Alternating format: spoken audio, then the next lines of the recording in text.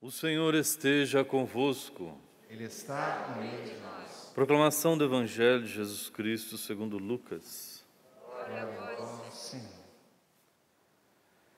Naquele tempo, os publicanos e pecadores aproximaram-se de Jesus para o escutar. Os fariseus, porém, e os mestres da lei criticavam Jesus. Este homem acolhe os pecadores e faz refeição com eles. Então Jesus contou-lhes esta parábola. Um homem tinha 2 filhos. O filho mais novo disse ao pai: Pai, dá-me a parte da herança que me cabe. E o pai dividiu os bens entre eles. Poucos dias depois, o filho mais novo juntou o que era seu e partiu para um lugar distante. E ali esbanjou tudo numa vida desenfreada. Quando tinha gasto tudo o que possuía, houve uma grande fome naquela região e ele começou a passar necessidade. Então foi pedir trabalho a um homem do lugar, que o mandou para o seu campo cuidar dos porcos. O rapaz queria matar a fome com a comida que os porcos comiam, mas nem isso lhe davam. Então caiu em si e disse: Quantos empregados do meu pai têm pão com fartura, e eu aqui morrendo de fome? Vou-me embora, vou voltar para meu pai e dizer-lhe: Pai, pequei contra Deus e contra ti. Já não mereço ser chamado seu filho. Trata-me como um dos teus empregados. Então ele partiu e voltou para seu pai. Quando ainda estava longe, seu pai o avistou e sentiu compaixão. Correu-lhe ao encontro, abraçou-o e cobriu-o de beijos. O filho então lhe disse: Pai, pequei contra Deus e contra ti. Já não mereço ser chamado teu filho. Mas o pai disse aos empregados: Trazei depressa a melhor túnica para vestir meu filho, e colocai um anel no seu dedo e sandálias nos pés. Trazei o novilho gordo e matai-o. Vamos fazer um banquete. Porque este meu filho estava morto e tornou a viver, estava perdido e foi encontrado. E começaram a festa. O filho mais velho estava no campo. Ao voltar, já perto de casa, ouviu música e barulho de dança. Então chamou um dos criados e perguntou o que estava acontecendo. O criado respondeu: É teu irmão que voltou. Teu pai matou o novilho gordo, porque o recuperou com saúde. Mas ele ficou com raiva e não queria entrar. O pai, saindo, insistia com ele. Ele, porém, respondeu ao pai: Eu trabalho para ti há tantos anos, jamais desobedeci a qualquer ordem tua, e tu nunca me destes um cabrito para eu festejar com meus amigos. Quando chegou esse teu filho, que esbanjou teus bens com prostitutas, matas para ele o novilho cevado. Então o pai lhe disse: Filho, tu estás sempre comigo, e tudo o que é meu é teu. Mas era preciso festejar e alegrar-nos, porque este teu irmão estava morto e tornou a viver, estava perdido e foi encontrado. Palavra da salvação. Glória a vós, Senhor.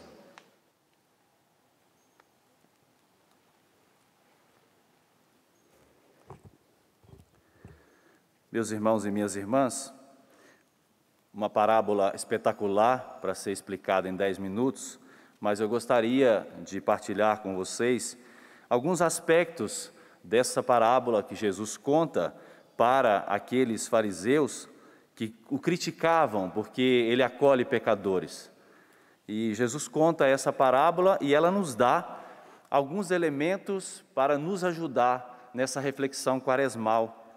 Nós poderíamos intitular a parábola do filho pródigo, como ela comumente é chamada, mas também a parábola do filho escravo, que é o filho mais velho, e depois a parábola do pai amoroso. Essas 3 realidades que mostram para nós aspectos da nossa vida. Nós somos essas 3 realidades que aparecem na parábola. Somos chamados a viver uma reflexão a partir do que nos aponta a própria parábola de hoje. Primeiro, o filho pródigo, que nos leva a refletir o nosso distanciamento de Deus, mas também o nosso reencontro, a experiência de conversão, de mudança de vida. Depois, no filho mais velho, uma vida medíocre, estando perto do pai. E, por fim, o próprio pai amoroso, a capacidade de fazer festa com os pecadores e com aqueles que se convertem. No filho mais novo, o primeiro aspecto da nossa reflexão, uma vida sem o pai. São aquelas experiências nas quais nós decidimos conscientemente e livremente estar longe de Deus. Escolhemos estar longe de Deus. Interessante que esse filho pede o patrimônio, a herança. A tradução original do grego aqui é bios. Ele pede o bios, ele pede a vida. Todos os recursos que o pai tinha para que aquele filho vivesse, o pai entregou nas suas mãos. O pai dá àquele filho. E Deus deu para todos nós o dom da vida. E Deus não só deu a vida, mas como deu tudo para nós, tudo o que é necessário para que nós nos mantivéssemos na vida. Só que a decisão do filho, como disse para vocês, a experiência do distanciamento, é estar longe do pai, é ter todos esses dons, ter toda essa graça, mas decidir livremente viver longe de Deus, estar longe do Senhor. E a situação que o filho chega, qual é? De uma total inexistência, porque passar fome, estar naquele lugar, cuidar de porcos, que era uma coisa abominável, é chegar na inexistência. Isso diz claro para nós, longe de Deus não existe bios, não existe vida. Longe de Deus nós desfalecemos, nós perdemos os nossos dons, nós perdemos os nossos talentos, a nossa vida vai embora. Não existe vida longe de Deus. Mas a decisão que o filho toma, ele cai em si, faz essa reflexão, olha para dentro de si mesmo, retorna à casa do pai, experimenta a graça da conversão e se deixa ser encontrado. Tempo quaresmal é mais decisão do que choro, não é? Muitas das vezes nos nossos encontros que promovemos, sobretudo quando nós meditamos essa parábola, se trabalha muito a questão da volta da conversão. Claro, e as lágrimas são expressão, muitas vezes, do nosso pranto interior, da nossa comoção interior. Mas aqui é muito mais decisão do que choro. O filho faz uma reflexão profunda da sua vida, dos seus atos. E é o que a Quaresma nos proporciona. É o que a Quaresma oferece para cada um de nós. Um momento de reflexão pessoal, responsável e decisório. Eu quero mudar de vida. Eu quero voltar para os braços do Pai. Depois aparece o outro personagem, que é o filho mais velho. O filho mais velho é aquele filho que está perdido, mas dentro de casa, dentro da própria casa. Nas 3 parábolas que são contadas aqui no capítulo 15 de Lucas, tem uma parábola daquela moeda perdida, se recordam? Que a mulher varre a casa e procura aquela moeda. É justamente aquela moeda, o filho mais velho, que está perdido dentro de casa. Ele está geograficamente perto do pai, mas o coração dele está longe do pai. E esse é o perigo para todos nós que buscamos o Senhor, que vivemos a nossa proximidade com Ele, pela Sua palavra, pelos sacramentos, sobretudo o sacramento da reconciliação, da Eucaristia, de nos perder estando geograficamente perto do Pai. Então, essa reflexão que eu gostaria que vocês fizessem é que esse filho mais velho não é o filho do banquete pascal, mas é o escravo de um churrasquinho de cabrito, porque ele diz, você nunca me deu nenhum cabrito para festejar com os meus amigos. Vejam, o filho chamado a esse banquete se acontenta com um churrasquinho de cabrito. Não é? Interessante que ele diz, eu trabalho para você há muitos anos. Essa palavra trabalhar aí é doulos, quer dizer escravo. O filho mais velho não tem consciência de que ele tem um pai e de que ele é filho, mas ele se sente escravo.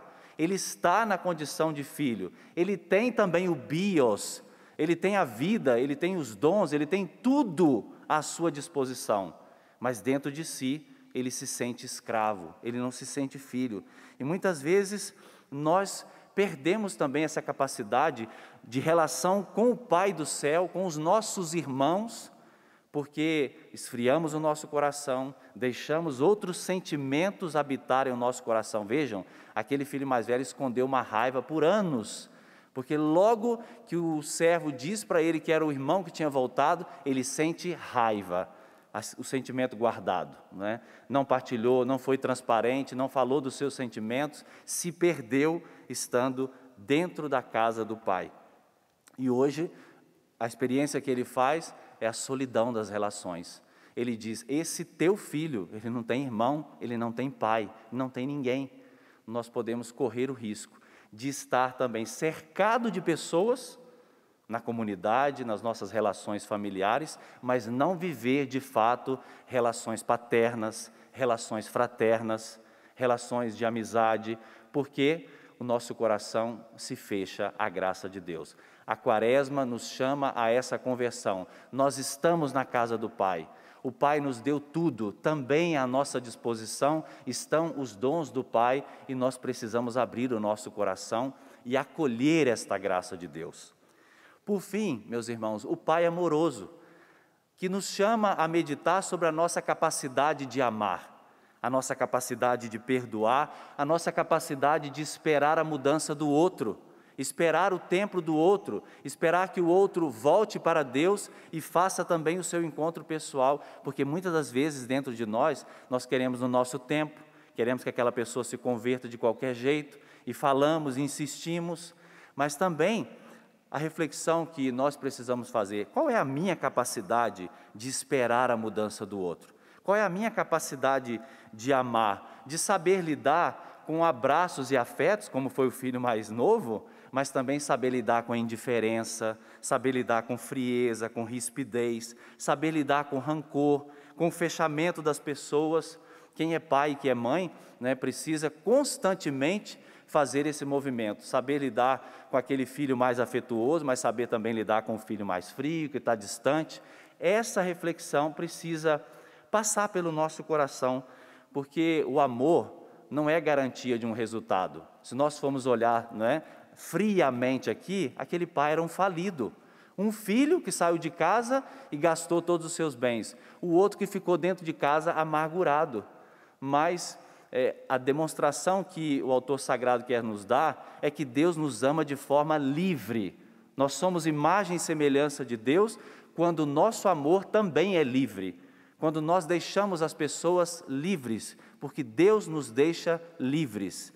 No seu pé aí não tem nenhuma corrente amarrada, não tem nenhuma corrente amarrada, porque o amor do Pai do céu é um amor que nos deixa livres. Nós precisamos colocar o nosso coração à disposição do Pai do céu. Então, dentro de nós também cabe essa reflexão da minha capacidade de amar, a capacidade que eu tenho de acolher o outro na minha vida, no seu tempo. Peçamos hoje ao Senhor, a partir dessa palavra de Deus que interpela o nosso coração, peçamos a conversão. Muitas vezes nós somos esse filho mais novo, que está longe do coração do Pai do céu. Somos também o filho mais velho, que estando dentro de casa, se esfria, se afasta, deixa de buscar o amor do Pai. E nós também precisamos ser esse Pai amoroso, para acolher a volta dos nossos irmãos, acolher a volta dos pecadores, daqueles que se convertem, daqueles que querem de fato passar de uma vida velha para uma vida nova, daqueles que querem o banquete pascal, daqueles que querem o banquete da ressurreição. Dá-nos essa graça, Senhor, esta graça para mim, para os meus irmãos, para aqueles que rezam conosco nesta hora. Um coração convertido, um coração que acolhe o Teu amor e que sabe distribuir o Teu amor. Glória ao Pai, ao Filho e ao Espírito Santo.